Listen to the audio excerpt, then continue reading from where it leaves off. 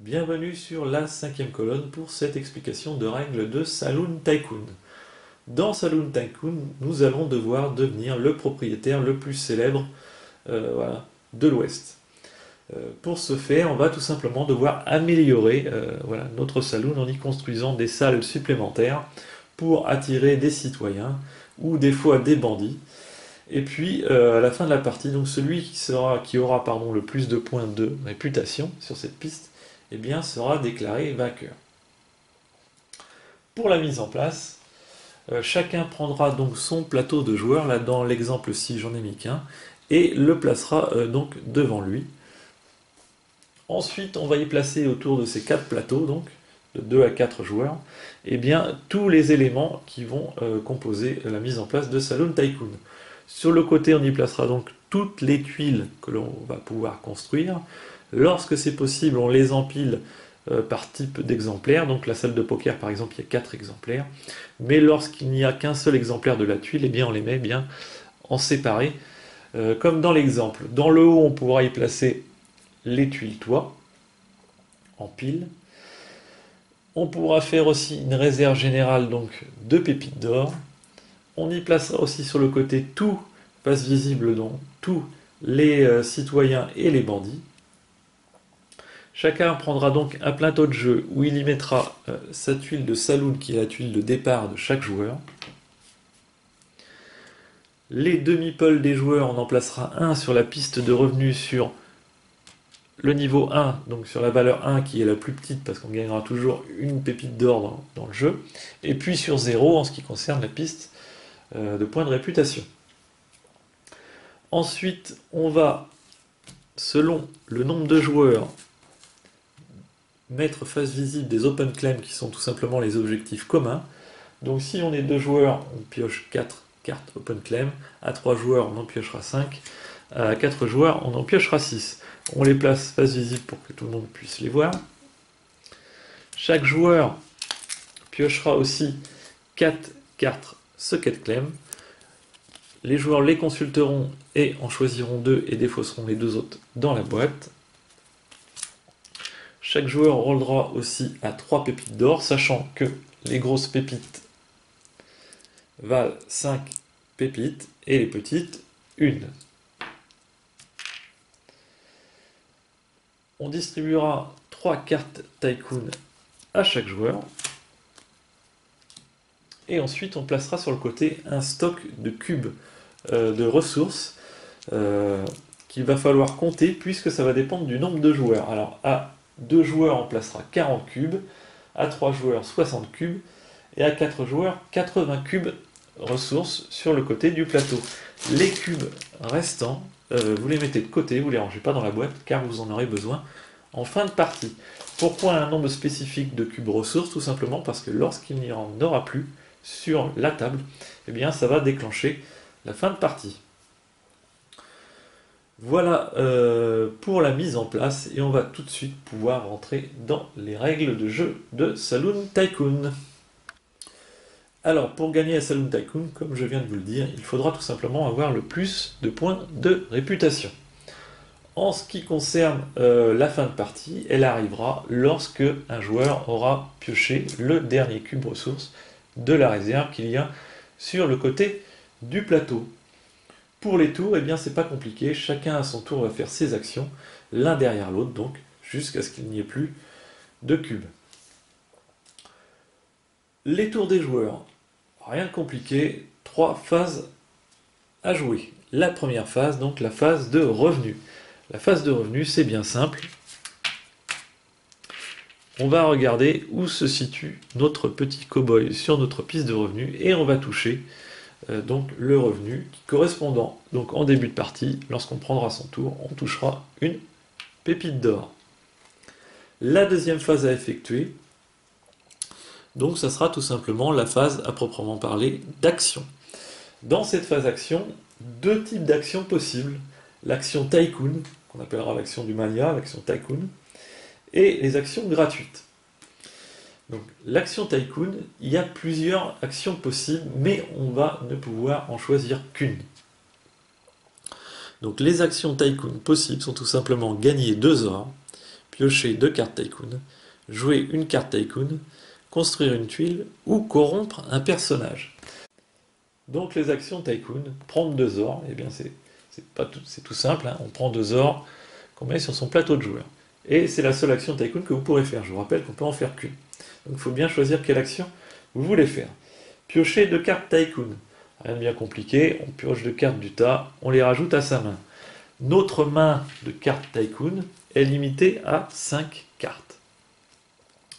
Si, dans cet exemple-ci, on avait déjà 5 cartes et qu'on voulait en piocher 2 autres, on doit d'abord se défausser de 2 cartes pour nous permettre de pouvoir en piocher 2 autres et ne pas dépasser notre limite de main de 5 cartes.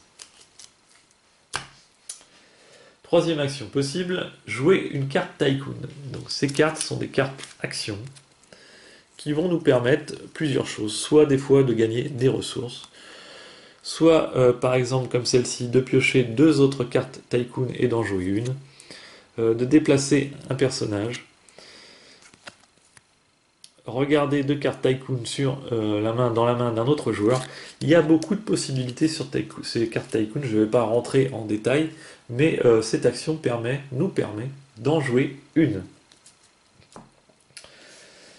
Quatrième possibilité, construire une tuile. Donc construire une tuile nous soumet à plusieurs choses qu'il faut respecter.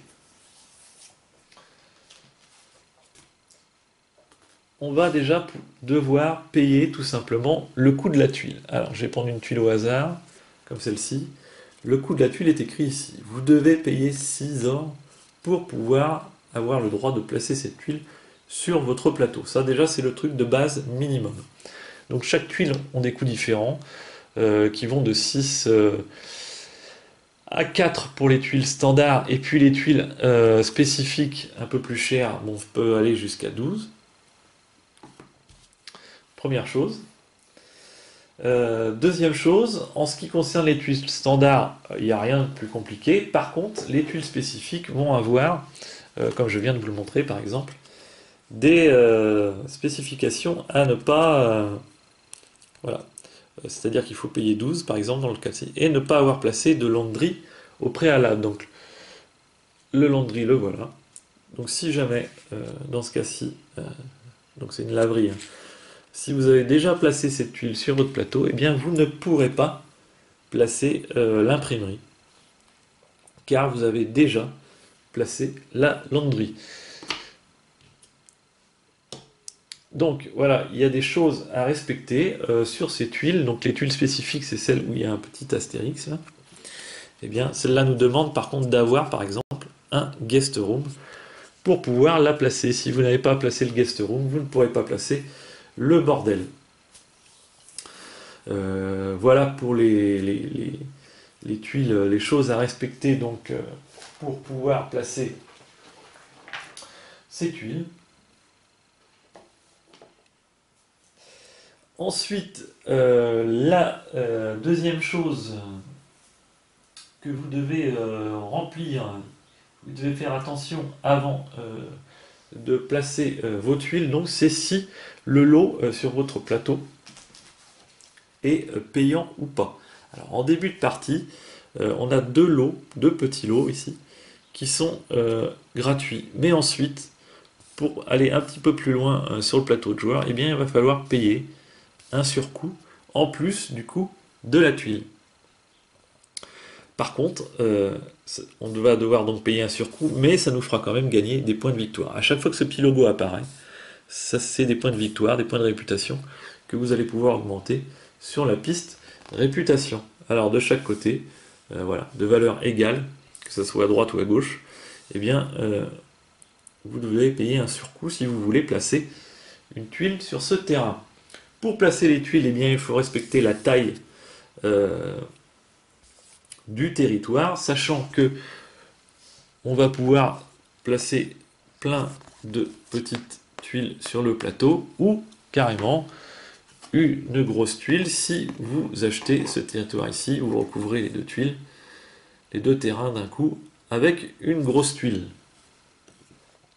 Ça, c'est en ce qui concerne le rez-de-chaussée du plateau. Alors, en parlant de rez-de-chaussée, petite précision, dans la règle de base, les étages américains et les étages français ne sont pas dénommés de la même façon. En France, on a un rez-de-chaussée, premier étage, deuxième étage, troisième étage. En Amérique, il n'y a pas de rez-de-chaussée. Dès l'étage du rez-de-chaussée s'appelle le premier étage. Donc, dans la règle de jeu, pour éviter les confusions avec ce qu'on va retrouver, voilà, avec les prérequis qu'on va retrouver donc sur les tuiles, first floor, pardon, premier étage, eh bien, je n'ai pas changé la dénomination dans ma traduction de règle. Ce qui veut dire que dans la règle, vous allez retrouver premier étage, deuxième étage, troisième étage, de la façon que le nomment les Américains, pour que ça ne puisse pas voilà, y avoir de confusion avec ce qu'il y a déjà écrit sur les tuiles. Donc il n'y aura pas de rez-de-chaussée. Donc lorsque le jeu vous parlera du premier étage, eh bien c'est l'étage ici. Donc par exemple, le saloon est placé au premier étage, au rez-de-chaussée, mais il sera nommé premier étage.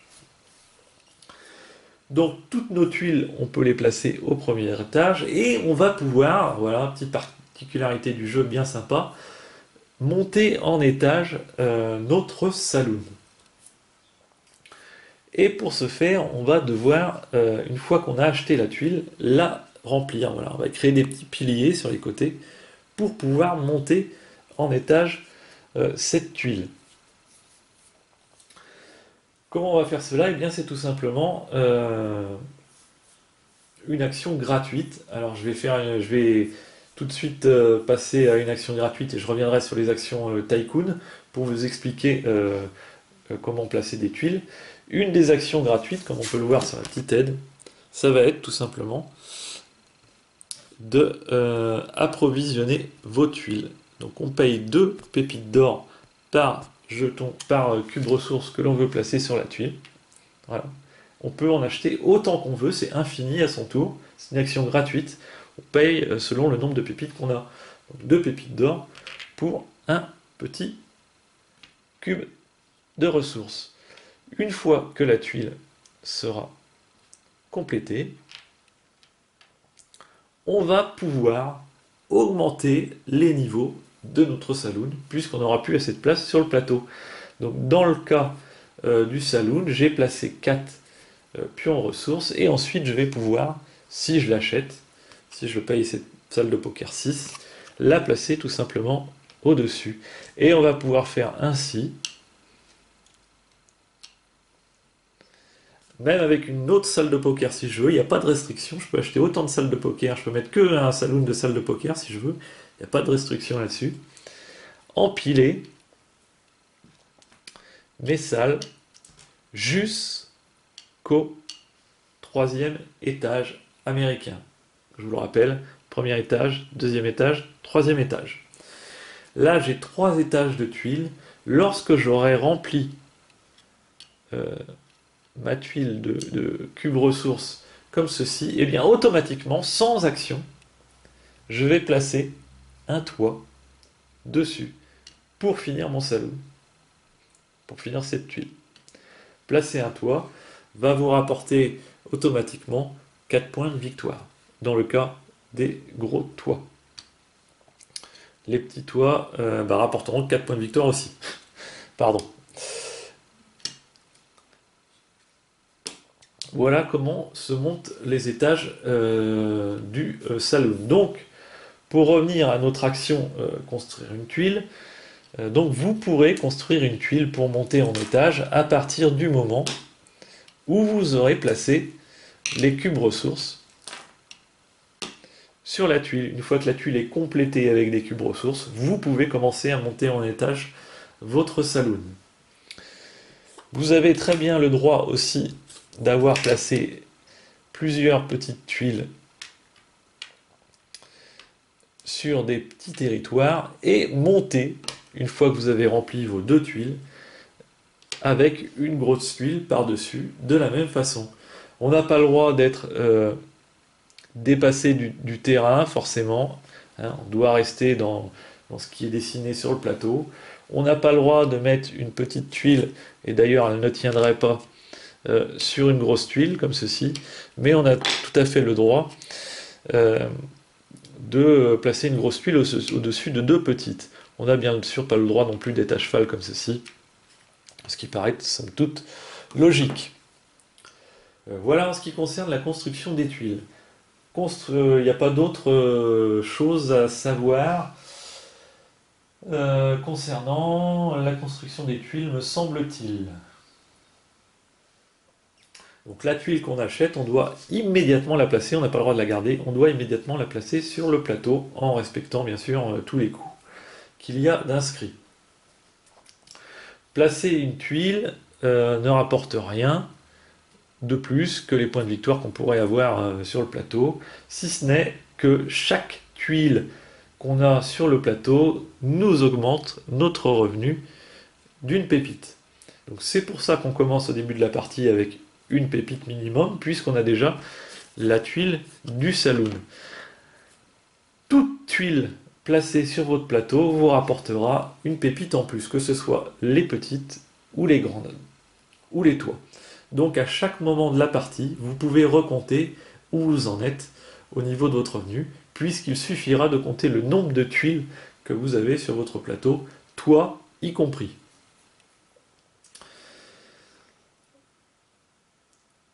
La dernière action, donc on était dans les actions Tycoon, la dernière action Tycoon que vous pouvez faire, c'est corrompre un personnage. Les personnages, donc j'y reviendrai en détail avec les tuiles, mais vont arriver avec certaines tuiles dans votre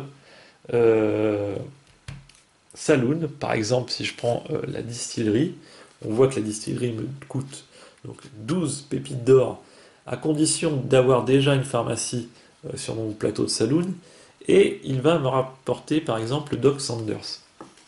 Donc, lorsque j'aurai construit cette distillerie de whisky, eh bien le Doc Sanders, que voici, va venir dans mon saloon. Le fait d'attirer les citoyens dans mon saloon va me rapporter 5 points de victoire en fin de partie. C'est le seul pouvoir des citoyens, voilà, c'est de rapporter des points de victoire. Donc, plus on a de citoyens dans notre saloon, forcément, plus on a de points de victoire en fin de partie, mais les tuiles spécifiques, donc les tuiles uniques qui nous permettent de faire venir les citoyens dans notre saloon sont beaucoup plus chères et puis ont des prérequis avant de pouvoir être posées.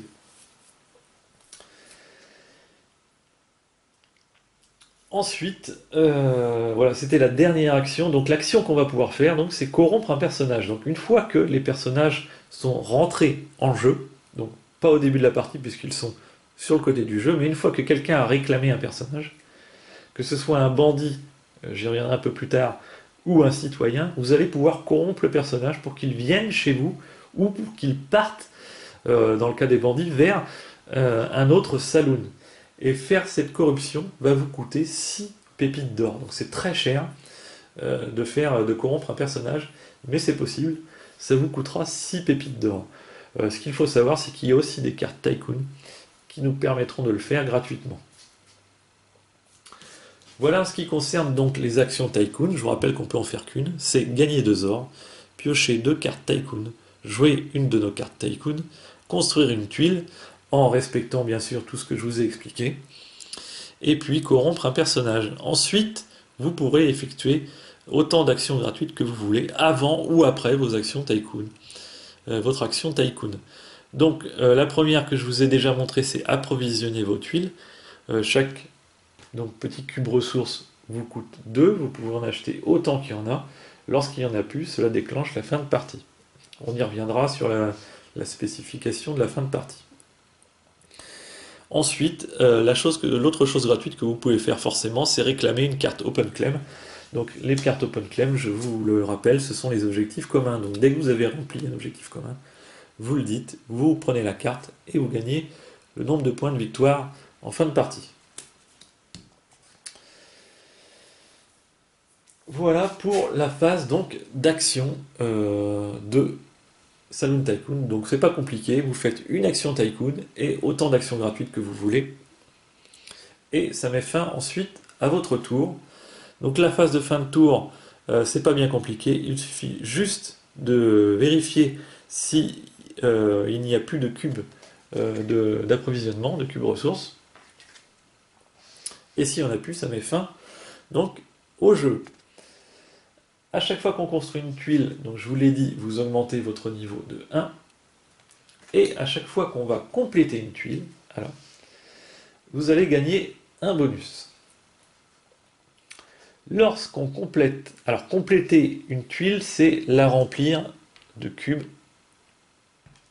ressources. Donc lorsque ma tuile est remplie comme ceci, ça va vous octroyer 7 points de réputation en ce qui concerne les grosses tuiles, et 4 points de réputation, et 5 points, pardon, excusez-moi, et 5 points de réputation en ce qui concerne les petites tuiles. Donc vous augmentez immédiatement vos points de victoire sur la piste une fois que vous avez complété une tuile. Compléter une tuile, je vous le rappelle, ça va vous permettre aussi de pouvoir monter en étage votre saloon. Lorsque vous complétez une tuile, vous avez le droit aussi au bonus de la tuile. Alors, dans le cas du saloon,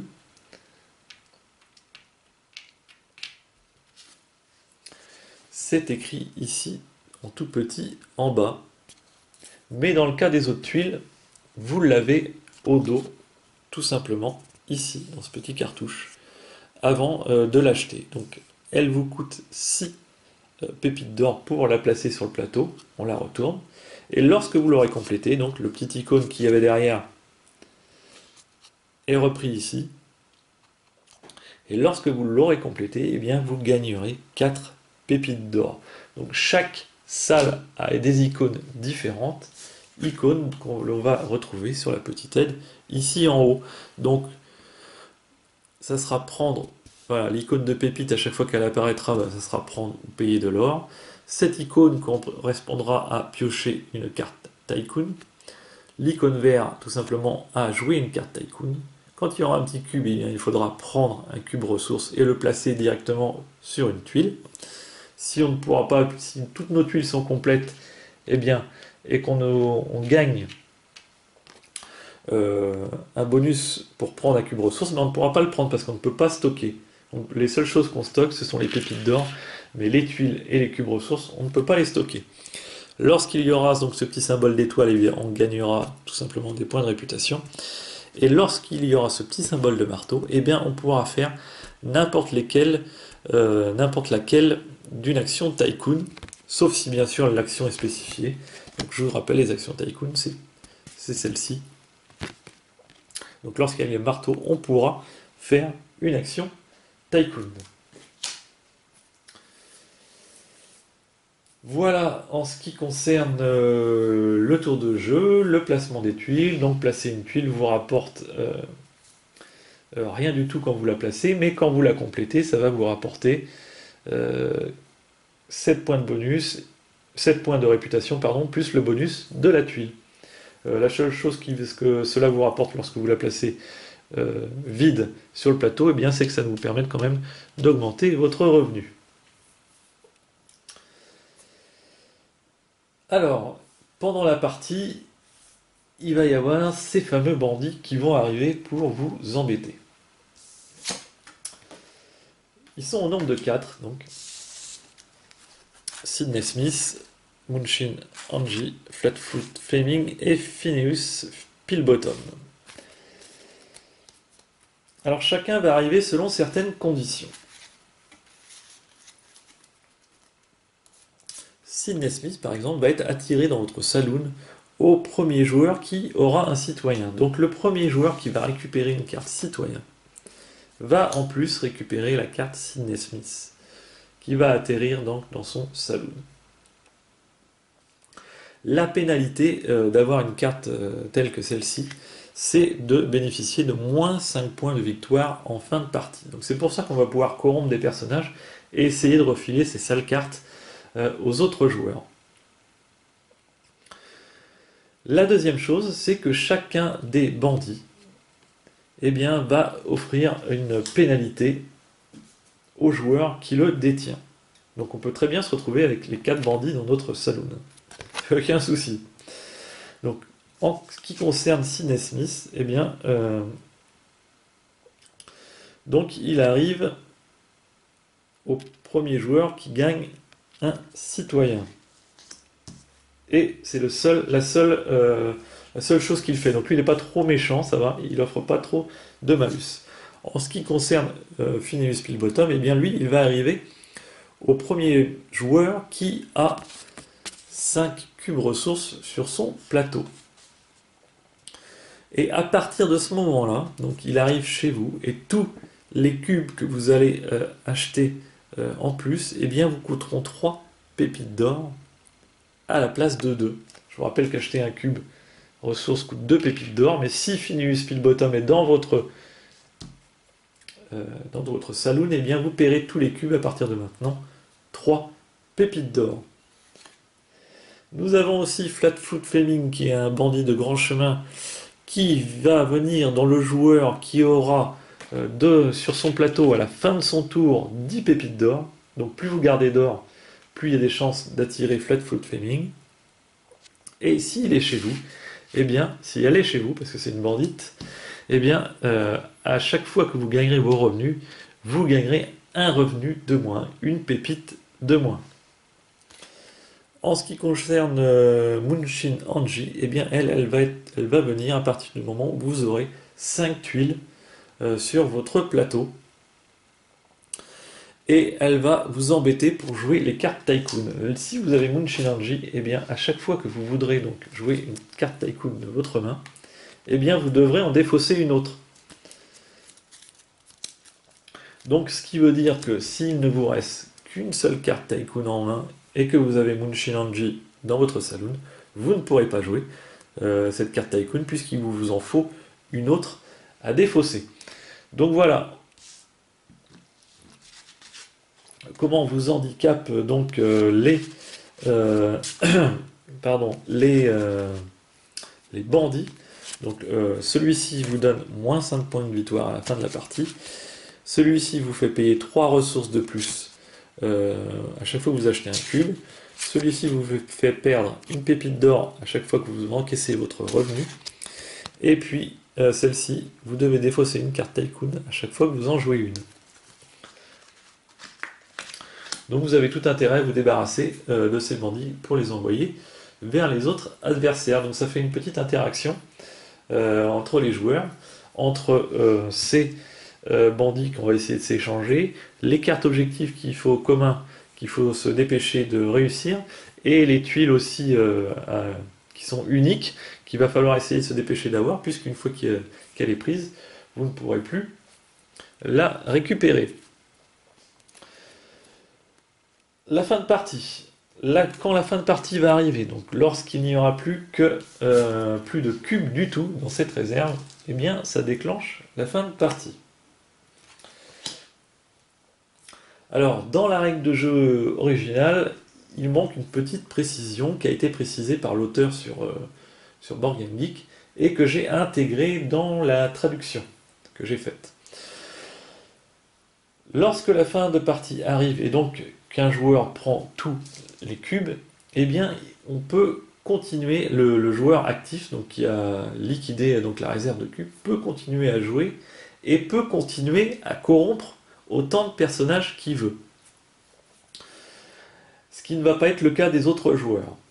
Puisque une fois que ce joueur aura fini son tour, eh bien tous les autres joueurs vont jouer un nouveau tour. Et puis ça terminera le jeu. Le joueur qui a déclenché la fin de partie, lui n'aura pas de tour supplémentaire. Lui, le joueur qui a déclenché sa fin de partie, c'est son dernier tour. Mais il a l'avantage de pouvoir encore corrompre des personnages, ce qui ne sera pas le cas des joueurs qui vont jouer derrière lui. Les joueurs suivants ne pourront plus corrompre de personnages. Mais le joueur actif qui a fini la réserve, lui, le peut encore jusqu'à la fin de son tour. Ce joueur qui a déclenché donc la fin de partie, peut, à partir du moment où la fin de partie est déclenchée et qu'il n'y a plus de cubes dans la réserve, eh bien, on va ressortir tous les cubes restants qu'on a écartés en début de partie dans la mise en place. Et on va pouvoir acheter autant de cubes qu'on veut pour essayer de finir nos bâtiments, ainsi que les joueurs qui vont jouer derrière vous. Si jamais il n'y avait pas assez de cubes dans la partie, mais on prend n'importe quoi pour les représenter. Les cubes sont illimités. La seule chose à savoir, c'est qu'il en faut en mettre de côté un nombre prédéfini lors de la mise en place pour déclencher la fin de partie. Mais une fois que la fin de partie est déclenchée, on peut reprendre tous les cubes qu'on a mis de côté et chaque joueur va pouvoir essayer de finir ses saloons du mieux qu'on peut. Une fois que la fin de partie, donc que chaque joueur a fini, donc le joueur actif, et que les joueurs qui suivent derrière ont fini leur tour supplémentaire, leur dernier tour, eh bien on va tout simplement pouvoir compter les points de victoire. Pour compter les points de victoire, rien de bien compliqué, on score les objectifs communs qu'on aura réussi à récupérer, on score les objectifs secrets qu'on aura réussi à effectuer pendant la partie, on score les citoyens qui seront dans notre saloon en fin de partie, on déduit le joueur qui aura Sidney Smith déduira 5 points de victoire. On va scorer les tuiles inachevées qu'on aura sur notre plateau. Donc les tuiles où on n'aura pas pu, qu'on n'aura pas pu compléter avec entièrement des cubes. Donc chaque tuile non complétée, chaque grande tuile non complétée en fin de partie nous rapportera 3 points de réputation. Et les petites tuiles non complétées nous rapporteront 2 points de réputation. Une fois tous ces points ajoutés, eh bien, celui qui a le plus de points de réputation est déclaré vainqueur. En cas d'égalité,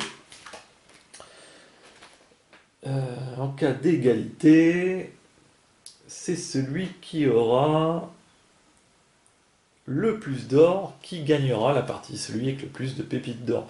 Plus que les pépites d'or ne rapportent rien, ne rapportent pas de points en fin de partie, donc autant les dépenser entièrement. Si l'égalité persiste, ça sera le joueur qui aura réussi à faire le plus de cartes objectifs, que ce soit claim ou secret claim, je veux dire open claim ou secret claim, et bien on fait le total et celui qui a fait le plus de cartes et bien gagnera le jeu. Ici encore égalité, bon il y a vraiment une égalité puisque la règle ne prévoit pas d'autres façons de trancher l'égalité. Voilà ce qu'il en est pour les règles de Saloon Tycoon. Donc c'est assez simple, mais il faut faire un choix entre l'extension de son saloon ou essayer de partir sur ses objectifs. Il faut voir un peu si on peut mixer les deux. Voilà, il peut y avoir des stratégies vraiment d'expansion de saloon, puisque ça vous rapporte des points de placer plein de tuiles, mais peut-être que l'objectif que vous pouvez faire va peut-être apporter plus de points. C'est à vous de gérer entre ces deux tactiques. Et puis, il ne faudra pas trop traîner, puisque quand il n'y aura pas de cube, ça déclenchera la fin de partie. Et puis, s'il y a des tuiles qui vous intéressent, ils risquent de partir rapidement si les joueurs se jettent dessus. Et puis aussi, il faudra essayer de ne pas être trop impacté avec les bandits qui arrivent chez vous. Voilà, ça fait tout un mixte. Et ce jeu, il est facile à sortir et il est agréable à jouer. Donc, je l'aime assez. En ce qui concerne les cartes, bon, alors rien de bien compliqué, hein. Sur les objectifs secrets, tout va être à base pratiquement d'icônes, il n'y a pas beaucoup de texte. Par exemple, sur cet objectif secret, on nous demande d'avoir 3 citoyens chez nous. Et puis si, à partir du moment où on en a 3, au moins 3, eh bien on gagne 2 points de victoire par citoyen. Ici, on nous demandera spécifiquement d'avoir ces 2 personnages, donc. Ici, il faudra qu'on ait au moins ce personnage et au moins 2 personnages féminins. Donc les personnages, voilà, il est écrit ici leur sexe en bas, donc féminin ou masculin. Et puis voilà, donc on gagnera donc 2 points de victoire par personnage féminin. Donc il y a un tas de choses comme ça. On vous demandera d'avoir des tuiles, certaines tuiles, des mixités entre les tuiles. C'est pareil pour les objectifs Open Claim. Ça marche de la même façon. Voilà, avoir 2 salles de billard nous rapporte 4 points. Avoir 3 personnages féminins. Avoir 2 tuiles cuisine. Avoir 3 personnages masculins. Après, il y a des combinaisons, avoir telle ou telle salle, mais ne pas avoir celle-ci. Enfin voilà, il y a un tas de choses. Avoir un certain nombre d'or. Avoir un certain nombre de tuiles en étage. Enfin voilà, il y a un tas de choses différentes. Même chose en ce qui concerne les cartes Tycoon. Il y a pas mal d'actions différentes entre gagner des pépites, piocher des cartes pour les jouer, gagner une pépite et en plus faire une action. Déplacer un caractère, un personnage quelqu'un a déjà collecté, donc c'est corrompre un personnage mais gratuitement. Ça c'est vachement intéressant. Regarder 2 cartes Tycoon présentes dans la main d'un autre joueur. Faire 2 actions Tycoon. Gagner 4 pépites et 2 actions et une action Tycoon. Voilà, il y a pas mal de cartes différentes. Assez intéressantes. Donc c'est intéressant de jouer aussi avec ces cartes Tycoon. Mais bon, comme on n'a qu'une seule action Tycoon à chaque tour de jeu, donc il va falloir bien choisir quelle action on va vouloir faire. Voilà en tout cas ce qu'il en est pour l'explication de règles de Saloon Tycoon. Je pense que je n'ai pas dû faire d'erreur. Je vais faire un petit rajout de vidéo pour ceux qui seraient intéressés pour savoir qu'est-ce que la Boomtom extension rajoute par rapport à la règle de base. Sinon, je vous dis à une prochaine vidéo. Alors, en ce qui concerne donc la Boomtom extension, hein, eh bien, on va y retrouver des tuiles qui vont nous permettre un petit peu de biaiser les règles du jeu pour pouvoir arriver à nos fins plus facilement, on peut dire ça comme ça. Par exemple, pour cette première extension de la cave et du coffre-fort, eh bien le coffre-fort va nous permettre d'y poser, de défausser donc 5 pépites d'or pour gagner 7 points de score immédiatement lorsqu'on aura construit donc le coffre-fort.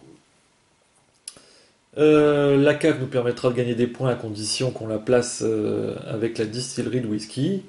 En ce qui concerne par exemple ces tuiles blanches, eh bien elles n'ont pas besoin lorsqu'on les pose de les compléter avec des cubes ressources. Dès qu'on la pose, on gagne son gain. Donc la petite cabane au fond du jardin là, va nous permettre de gagner 3 points de réputation, tout simplement, lorsqu'on la place. Et puis le jardin va nous permettre d'augmenter notre revenu d'une pépite à chaque tour.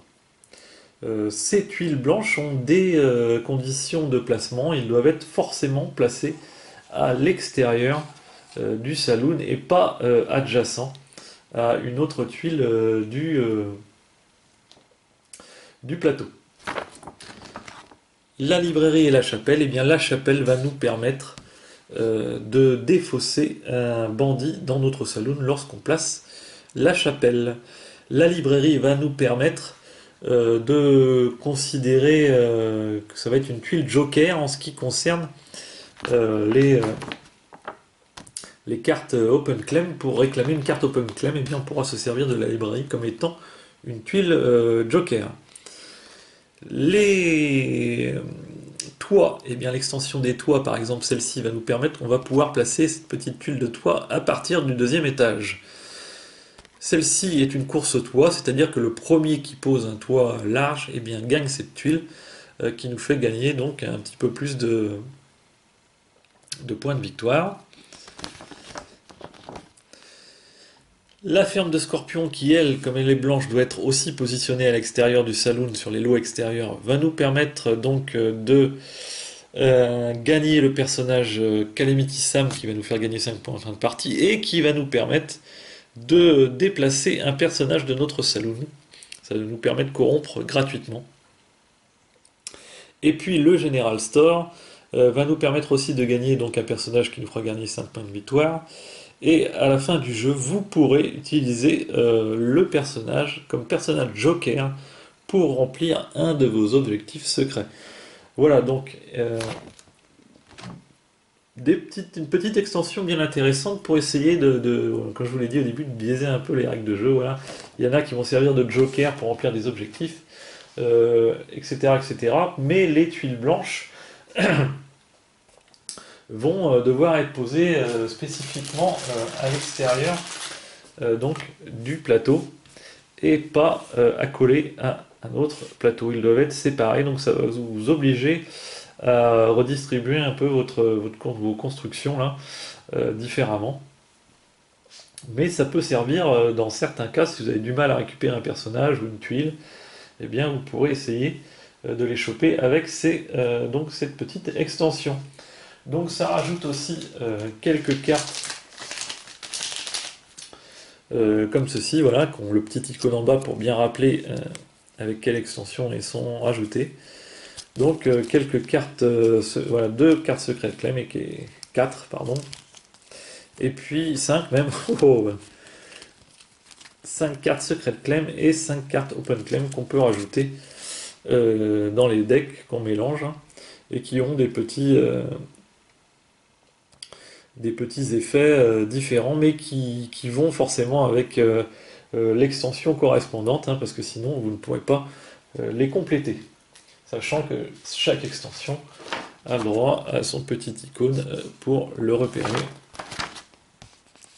Voilà, pour faire correspondre les cartes par rapport à l'extension si vous choisissez de ne pas tous les jouer.